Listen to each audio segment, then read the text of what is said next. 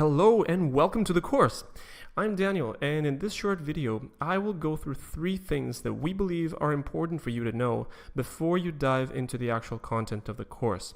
First of all, how this course is organized and how you should go through it.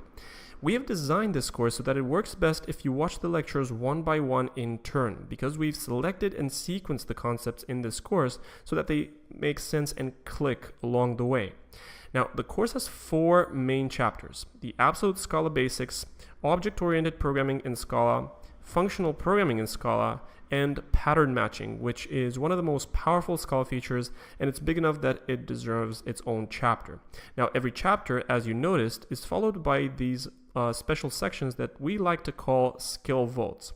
Skill vaults complement the main chapters and provide extra context, additional techniques, Scala features, or concepts that are in one way or another connected to the main chapters. We recommend that you watch the skill vaults after you finish their corresponding main sections, or otherwise things will probably not make too much sense. So that was the first thing. The second thing is the homework assignments that we've prepared for you. So we've created 2 homework assignments that are designed to be practical and close to real life, with enough guidance but also complete freedom to experiment and improve upon your code.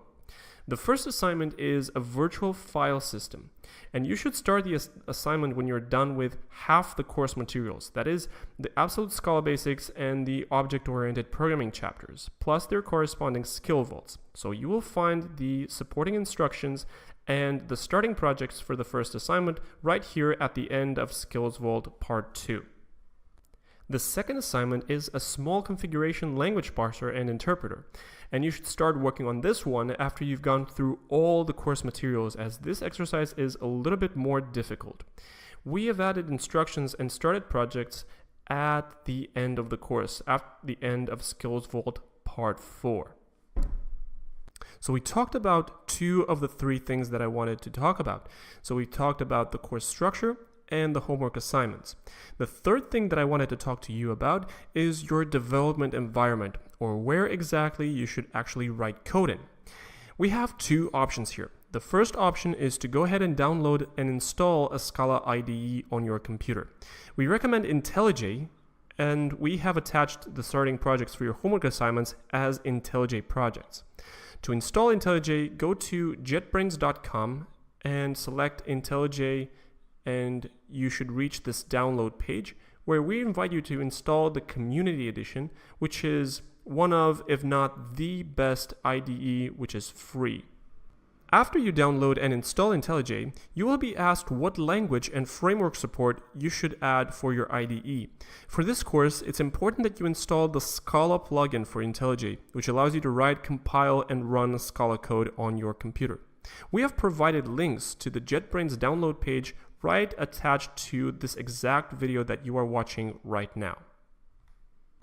Now, we know from experience that setting up a proper dev environment can actually be a hassle.